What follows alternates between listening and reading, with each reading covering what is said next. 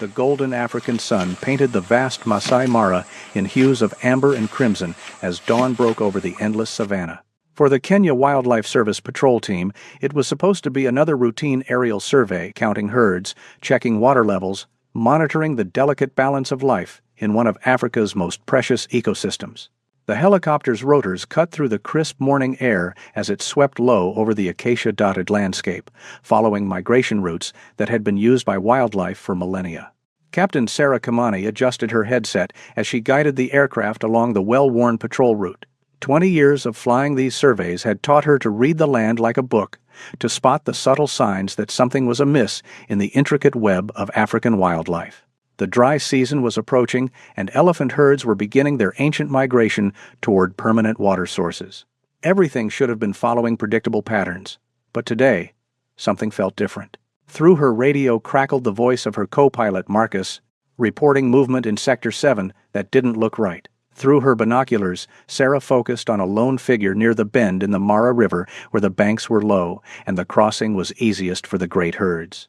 An elephant, definitely young by its size, stood motionless where no elephant should be alone. In the wild, elephants are never solitary creatures, especially not juveniles, who depend entirely on their family groups for protection, guidance, and survival. The sight was so unusual that Sarah circled twice before radioing for a closer inspection. As they descended for a better view, the tragic picture became increasingly clear. A young male elephant, perhaps 3 years old, stood awkwardly by the riverbank where the red earth was churned and scattered. His right hind leg appeared damaged, and he moved with obvious difficulty and pain. Most alarming of all, there wasn't another elephant in sight for miles in any direction. The landscape around the young elephant told a story of violence and struggle. The ground was torn up in a radius of 30 meters. Acacia branches were broken and scattered, and the distinctive pattern of disturbed earth spoke of a fierce battle. This was no peaceful separation. Something terrible had happened here, leaving this young elephant stranded and vulnerable in one of Africa's most dangerous ecosystems. Sarah immediately radioed base with coordinates for the rescue team. The urgency in her voice cut through the routine chatter of the communications center. Within minutes, the emergency response protocol was activated, setting in motion a rescue operation that would ultimately change the future of veterinary medicine and wildlife conservation. Dr. James Mburu received the emergency call while conducting his morning rounds at the Sheldrick Wildlife Trust facility outside Nairobi. As the head veterinarian for one of Africa's most respected wildlife rescue organizations, he had seen countless cases of animal trauma over his 15-year career. Elephant rescues, while challenging due to the animal's size and intelligence, were something he and his team handled with practiced efficiency.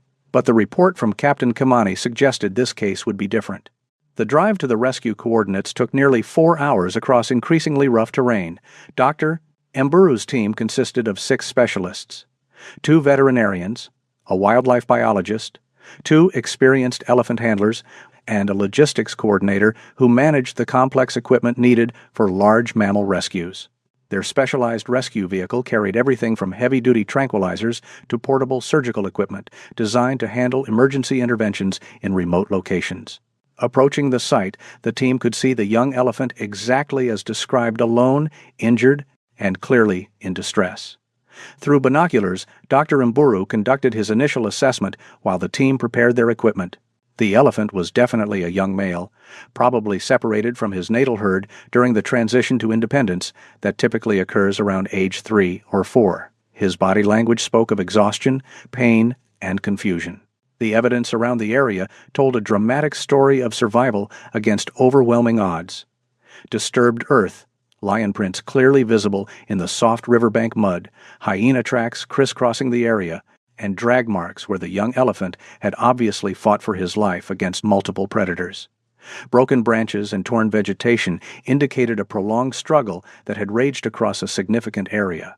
Dr. Mburu named the young elephant Kondo, meaning warrior in Swahili, recognizing the extraordinary fight for survival that had brought him to this moment. Kondo's right hind leg bore deep puncture wounds and lacerations that penetrated through skin and muscle deep into the underlying tissue. The wounds were already showing signs of serious infection, with swelling, discoloration, and the distinctive odor of necrotic tissue. More concerning than the visible injuries was Kondo's overall condition. He was severely dehydrated, his skin lacking the healthy elasticity of a well-hydrated elephant. Dehydration in elephants can be fatal within days, especially for young animals whose smaller body mass makes them more vulnerable to fluid loss. He also showed signs of malnutrition, suggesting he had been separated from his mother's milk and the protection of his herd for several days. The rescue operation itself required careful coordination. Elephants, even young ones, are incredibly powerful animals whose natural fear responses can be dangerous for both the animal and the rescue team. The tranquilization process had to be precisely calculated based on Kondo's estimated weight and condition, with enough sedative to safely handle him, but not so much as to compromise his already stressed cardiovascular system. As the sedative took effect and Kondo slowly lowered himself to the ground, Dr. Mburu was able to conduct a thorough examination of his injuries. The damage to the right hind leg was extensive and devastating. Deep puncture wounds from lion canines had penetrated the muscle and created channels for bacterial infection. Hyena teeth marks showed where the pack had attempted to bring down their prey by targeting the vulnerable leg joints and tendons. The veterinary team worked quickly to stabilize Kondo for transport. They established an intravenous line for fluid replacement, administered broad-spectrum antibiotics to combat the spreading infection, and carefully cleaned and dressed the most serious wounds. The young elephant was then carefully loaded onto the specialized rescue truck using a hydraulic lift system designed for large mammals. Young bulls in elephant society sometimes become separated during predator attacks when the herd is forced to make desperate decisions for the survival of the group. The matriarchal structure of elephant society prioritizes the protection of young calves and pregnant females, sometimes leaving adolescent males vulnerable during crisis situations. This harsh reality of survival in the African wilderness meant that Kondo's family had likely been forced to abandon him to save the rest of the herd. As the truck bumped along the dirt roads toward the Sheldrick Wildlife Trust Center in Nairobi, Dr. Mburu studied the young elephant lying sedated in the specially designed transport compartment. Even unconscious, Kondo's face seemed to reflect the trauma he had endured. But there was something else in his expression, a fierce determination that reminded the veteran veterinarian why he had dedicated his life to wildlife conservation. The 4-hour journey back to the facility gave Dr. Mburu time to consider the challenges ahead.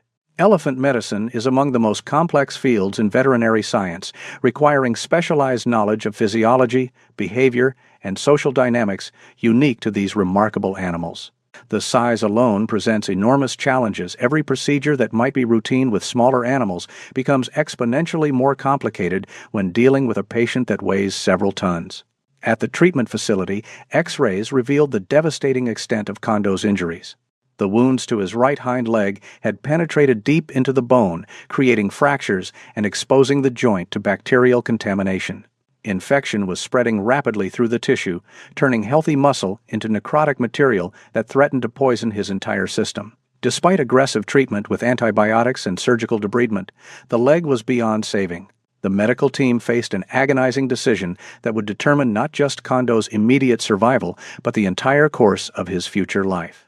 Amputation was the only way to stop the spreading infection and save his life, but no elephant had ever survived long-term as an amputee. The surgery itself was risky enough. Anesthetizing a 2-ton animal for major surgery requires precise calculations and constant monitoring to prevent cardiovascular collapse.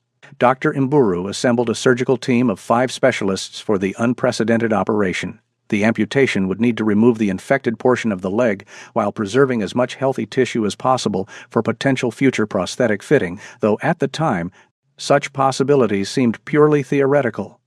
The surgery took 6 hours and required constant adjustment of anesthetic levels to keep Kondo stable throughout the procedure. The operation was successful in immediate medical terms. Kondo survived the amputation and the infection was eliminated. As the days passed, his vital signs stabilized, his appetite slowly returned, and the surgical site began to heal. The antibiotics had successfully halted the spread of infection, and the young elephant's remarkable constitution began to assert itself in the healing process. However, as the immediate medical crisis passed, a new and perhaps more complex challenge emerged. Kondo now faced the reality of life as a 3-legged elephant. something that had never been successfully achieved in the history of wildlife rehabilitation. The physical demands of simply supporting his massive body on 3 legs were already beginning to show their effects, even as his surgical wounds continued to heal. As the weeks turned into months during Kondo's recovery, a new and perhaps more devastating crisis emerged. The physical strain of supporting his massive body on 3 legs was taking a toll that threatened to make the life-saving surgery meaningless. Elephants in the wild walk 15 to 20 kilometers per day, a necessity driven by their enormous caloric needs and the patchy distribution of food resources across the African landscape. Kondo's attempts to maintain even basic mobility on 3 legs were causing cascading health problems throughout his body. His spine began to curve from the unnatural weight distribution, creating pressure on internal organs and nerve pathways. The constant pain and limitation seemed to affect his mental state as well. His vibrant personality began to fade as he withdrew from interaction with his caregivers and the other rescued elephants at the facility. Dr. Mburu watched helplessly as Kondo struggled with movements that should have been effortless for a young elephant. The remaining legs showed signs of joint stress and inflammation as they attempted to compensate for the missing limb. The veterinary team's frustration grew with each passing week. They had saved Kondo's life, but they couldn't give him a future worth living. Traditional veterinary medicine had reached its limits, offering pain management and supportive care, but no path toward genuine rehabilitation. That's when Dr. Rebecca Thompson arrived from Cambridge University. Dr. Thompson was a biomedical engineer specializing in animal prosthetics, drawn to Kenya by reports of Kondo's case and the unique challenges it presented. She brought with her something the team desperately needed: hope, and more importantly, research into possibilities that veterinary medicine alone couldn't provide. Dr. Thompson spent her first week at the facility simply observing Kondo, documenting his movement patterns, measuring the stresses on his remaining limbs, and assessing his psychological state. Her engineering background allowed her to see the situation in terms of mechanical problems that might have mechanical solutions, rather than the purely medical perspective that had dominated Kondo's care up to that point. During late-night sessions in the facility's small library, Dr. Thompson discovered cases from Thailand that would change everything. The breakthrough came in the form of research papers and video footage from the Friends of the Asian Elephant Foundation in Lampang, Thailand, where veterinarians and engineers had successfully fitted Asian elephants with functional prosthetic limbs. Moshe, a young Asian elephant who had lost her front leg to a landmine, was not just surviving with a prosthetic limb, she was thriving. Even more encouraging was the story of Motola, another Asian elephant successfully fitted with an artificial leg. The footage showed these elephants walking, running, and engaging in normal social behaviors despite their prosthetics. Dr. Thompson arranged a series of video conferences with Dr. Therdchai Jivakate, the Thai orthopedic surgeon who had pioneered elephant prosthetics. The conversations were both illuminating and daunting. While Asian elephants had been successfully fitted with prosthetics, African elephants presented unique challenges that had never been addressed. African elephants are significantly larger and more powerful than their Asian cousins, with adult bulls reaching weights of 6 to 7 tons compared to the 4 to 5 tons typical of Asian elephants.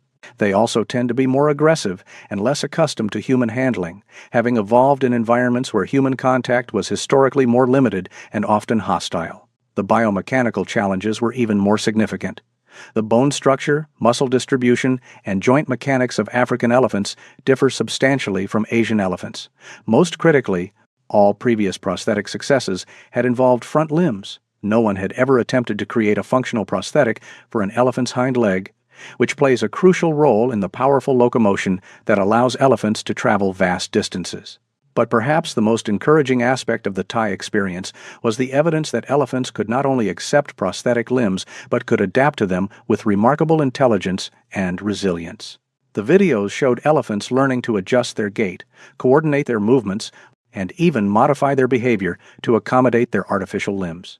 Dr. Thompson established her workshop in a converted storage building at the Sheldrick Wildlife Trust facility, transforming the concrete structure into a sophisticated biomedical engineering laboratory. The space soon became a hub of international collaboration, with regular video conferences connecting Nairobi to prosthetics labs in Cambridge, consultation calls with the Thai Elephant Hospital team, and daily observation sessions with Kondo himself. The workshop quickly filled with the tools and equipment necessary for advanced prosthetic design. Computer workstations for biomechanical modeling sat alongside traditional machining tools for creating physical prototypes. Materials testing equipment allowed the team to evaluate the strength and durability of different synthetic materials under the extreme stresses that an elephant prosthetic would need to withstand. The first challenge was understanding Kondo's specific needs and the unique biomechanical requirements of a hind leg prosthetic. Unlike the Thai cases involving front legs, which primarily provide support and steering, a hind leg prosthetic would need to provide the primary propulsion for the elephant's movement. The hind legs of elephants generate the powerful thrust that drives forward motion, especially during running or climbing over obstacles. Dr. Thompson's engineering team began with comprehensive biomechanical analysis using high-speed cameras and force measurement platforms. They studied healthy elephants at the Nairobi National Park, documenting how the animals distributed weight across their four legs during different gaits: walking, running, turning, and climbing. This data was essential for understanding the forces that Kondo's prosthetic would need to generate and withstand. The measurements were staggering. During normal walking, an elephant's hind leg bears approximately 40% of the animal's total weight with each step. During running, that force can triple as the leg must both support the body weight and generate forward momentum. For Kondo, even at his current reduced weight of 2 tons, this meant the prosthetic would need to withstand forces approaching 6,000 pounds per step. Material selection became a critical focus, requiring expertise from multiple engineering disciplines. The Thai prosthetics had used thermoplastic and steel components designed for the smaller Asian elephants and for front leg applications. For Kondo's hind leg prosthetic, the team needed materials that could withstand much greater forces while remaining light enough not to impede his natural movement patterns. The team experimented with titanium alloys originally developed for aerospace applications, carbon fiber composites used in racing car construction, and specialized shock-absorbing polymers designed for industrial machinery. Each material had advantages and disadvantages in terms of strength, weight, durability, and biocompatibility with elephant physiology. The socket design, the component that would attach the prosthetic to Kondo's residual limb, required particular innovation. Unlike human amputees, elephants cannot provide verbal feedback about comfort, pressure points, or proper fit. The team had to develop ways to monitor Kondo's physical responses and adjust the socket design based on behavioral cues and physiological measurements. Dr. Thompson worked closely with elephant behaviorists to understand how Kondo might communicate discomfort or acceptance of the prosthetic. Elephants have complex body language and vocalization patterns that can indicate pain, stress, contentment, or curiosity. Learning to read these signals would be crucial for successful prosthetic fitting and training. The months of design and testing were punctuated by regular consultations with Dr. Jivakate and his team in Thailand. Despite the time zone differences and language barriers, the collaboration proved invaluable. The Thai team shared detailed technical drawings, material specifications, and most importantly, insights into the behavioral aspects of elephant prosthetic adaptation. One crucial lesson from the Thai experience was the importance of gradual introduction and positive conditioning. Elephants are highly intelligent animals with excellent memories, and negative experiences during prosthetic fitting can create lasting psychological barriers to acceptance. The team developed elaborate training protocols designed to make every interaction with the prosthetic a positive experience for Kondo. Throughout this design and development period, Kondo himself remained the most challenging and unpredictable variable in the equation. His health continued to deteriorate as the strain on his 3 remaining legs took its toll. His willingness to interact with humans fluctuated dramatically, sometimes allowing close contact and examination, other times retreating to the far corner of his enclosure and refusing to approach. The breakthrough came unexpectedly during one of Dr. Thompson's routine visits to Kondo's enclosure. She had brought along a lightweight prototype socket, not intending to fit it, merely to gauge his reaction to the unfamiliar object. To everyone's surprise, Kondo approached the device with his trunk, carefully investigating its texture, weight, and scent. For the first time in months, he showed genuine curiosity rather than fear or withdrawal. This moment marked the beginning of Kondo's rehabilitation training, a process that would prove as complex and innovative as the prosthetic design itself. The team developed a careful protocol to gradually introduce him to the prosthetic components, starting with simple exposure to the materials and progressing through increasingly complex interactions. Using positive reinforcement techniques developed by elephant behaviorists and modified for this unique situation, they taught Kondo to accept the socket fitting process. Initially, this meant simply allowing the socket to touch his residual limb for a few seconds before receiving a reward of his favorite fruits. Gradually, the contact time increased until he would tolerate the socket being positioned for several minutes. The behavioral training revealed remarkable aspects of elephant intelligence and adaptability. Kondo quickly learned to associate the prosthetic components with positive experiences, actively participating in the fitting process by positioning his leg and remaining still during adjustments. His trunk became an important tool for exploring the prosthetic, allowing him to understand and accept this strange addition to his body. The first complete prosthetic was a marvel of engineering adapted specifically for African elephant physiology and the unique requirements of hind leg function. The socket was lined with medical-grade silicone that had been tested for long-term biocompatibility with elephant skin. The interior was custom-molded to match the exact contours of Kondo's residual limb, ensuring even pressure distribution and maximum comfort.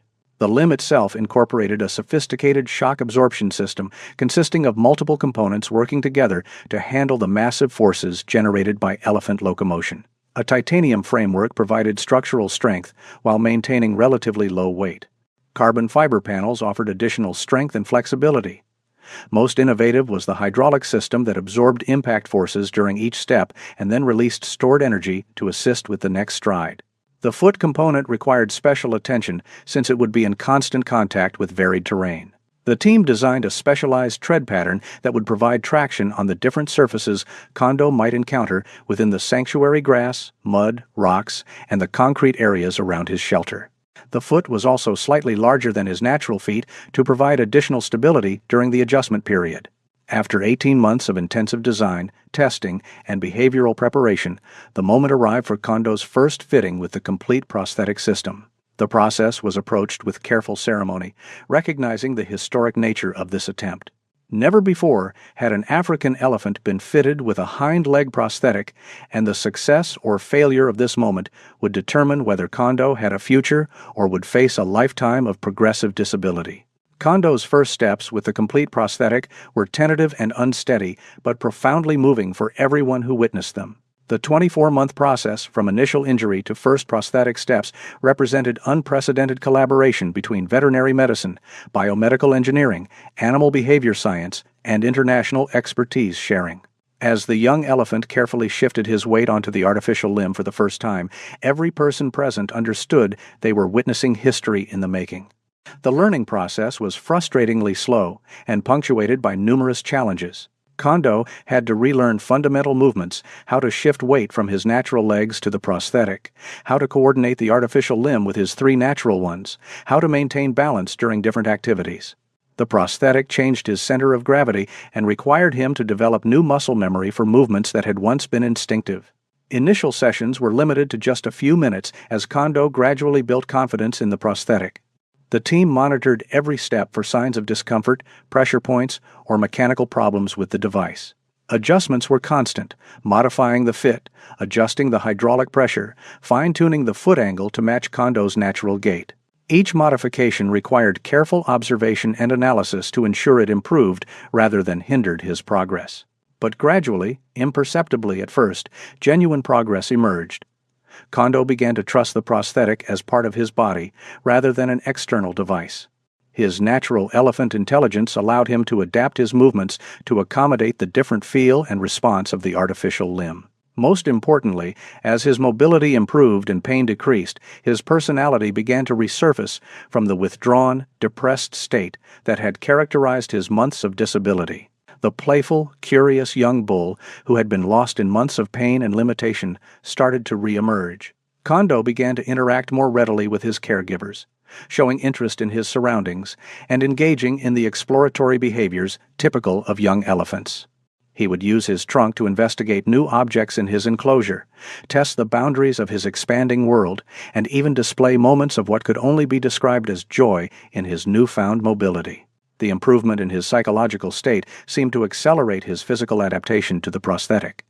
As Kondo's confidence grew, his willingness to challenge himself increased. He began attempting more complex movements, testing the limits of what his artificial limb could accomplish. The engineering team watched with fascination as their creation proved capable of handling demands they hadn't fully anticipated during the design phase. The physical therapy regimen developed for Kondo was unlike anything previously attempted in veterinary medicine. The team created exercises specifically designed to strengthen his core muscles and improve coordination between his natural and artificial limbs. They built obstacle courses to challenge his balance and build confidence in navigating different terrain with the prosthetic. These therapeutic activities had to be disguised as play and enrichment to maintain Kondo's engagement and enthusiasm. Rather than forced exercise routines, the team designed activities that engaged Kondo's natural curiosity and intelligence. Food puzzles encouraged him to move around his enclosure while using the prosthetic, requiring him to coordinate all four limbs to reach treats hidden in various locations. Enrichment activities challenged him to use both natural and artificial limbs in coordinated ways, building strength and confidence through positive experiences. 6 months after receiving his first prosthetic, Kondo achieved a milestone that brought tears to the eyes of his caregivers and marked a historic moment in veterinary medicine.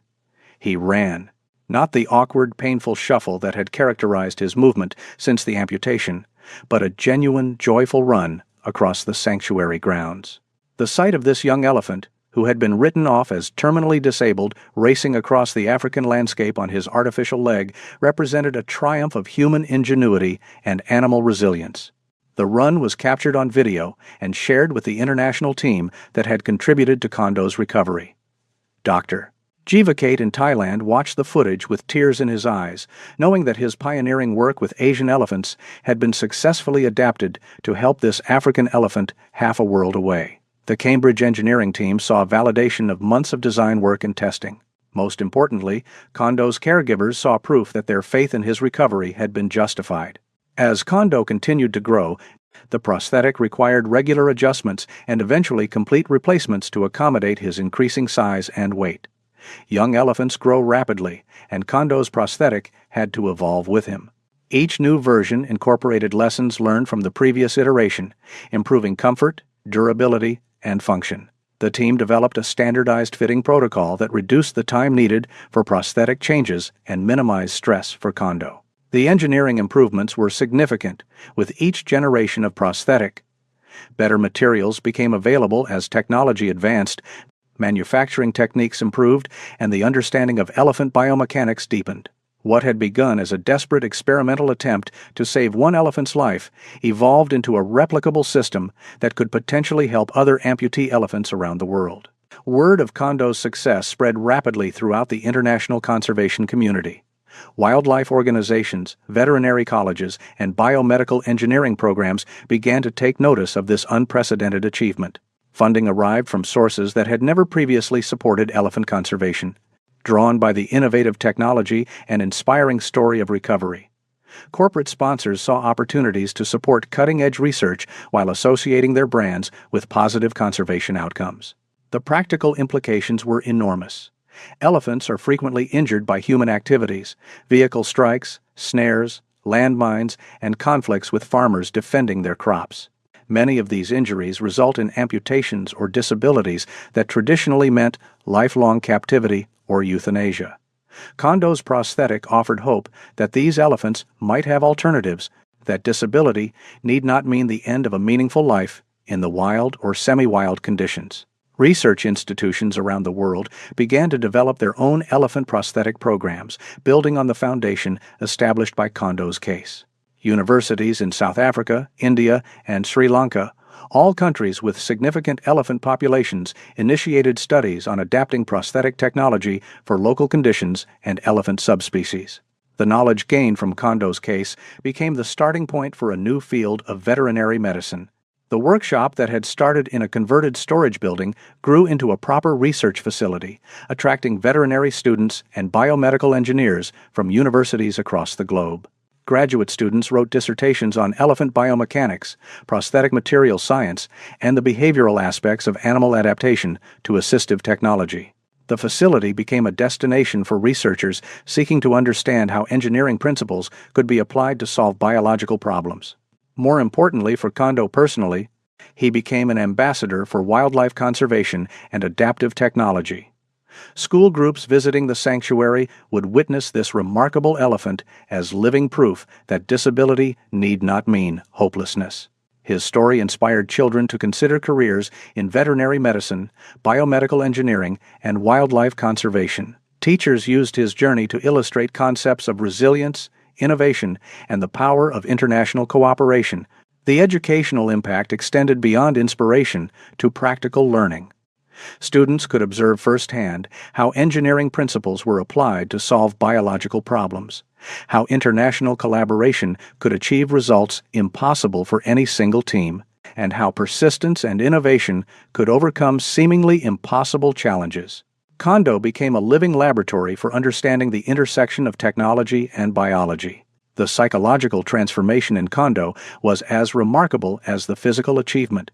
His confidence returned not just in his movement, but in his social interactions with other elephants. Elephants are highly social animals, with complex relationships and communication systems. Kondo's disability and isolation had disrupted his social development at a critical age, but his restored mobility allowed him to begin rebuilding these crucial connections. With his mobility restored, Kondo began to re-establish relationships with other elephants in the sanctuary. The facility housed 12 other elephants, ranging from young calves to elderly matriarchs, each with their own rescue story. Kondo's integration into this social group required careful management, but his prosthetic allowed him to engage in the complex social behaviors that define elephant communities. He learned to play again, engaging in the gentle wrestling and chase games that young elephants use to develop social bonds and physical coordination. His prosthetic leg proved surprisingly durable during these activities, withstanding the rough play that might have been expected to damage such a sophisticated device. The engineering team took pride in seeing their creation perform successfully in real-world conditions they hadn't fully anticipated. Most significantly, Kondo began to demonstrate the intelligence and emotional depth that make elephants such extraordinary creatures. He showed empathy for other disabled animals at the sanctuary, seemed to understand his role as an inspiration to visitors, and even appeared to take pride in his prosthetic, sometimes displaying it prominently when photographers or film crews visited. His keepers noticed that he would position himself to show off his artificial limb during public demonstrations. The international attention brought unexpected benefits to the entire Sheldrick Wildlife Trust facility. Media coverage of Kondo's story generated donations that supported not just the prosthetic program, but the sanctuary's broader conservation mission. Companies manufacturing materials used in Kondo's prosthetic began donating products and technical expertise, creating a virtuous cycle of innovation and support. Corporate partnerships emerged that might never have existed without Kondo's story. Aerospace companies shared advanced materials technology. Medical device manufacturers provided expertise in biocompatible materials, and technology firms donated computing resources for biomechanical modeling. Kondo's case demonstrated how conservation could attract support from unexpected sources when it incorporated cutting-edge innovation. 4 years after that first helicopter sighting of a lone injured elephant by the Mara River, Kondo had become a thriving 7-year-old bull weighing over 3 tons. His prosthetic had been upgraded 3 times to accommodate his growth, each version representing significant refinements in design and materials science. The artificial leg that had once seemed impossible was now an integrated part of his daily life, as natural to him as his original limbs had been.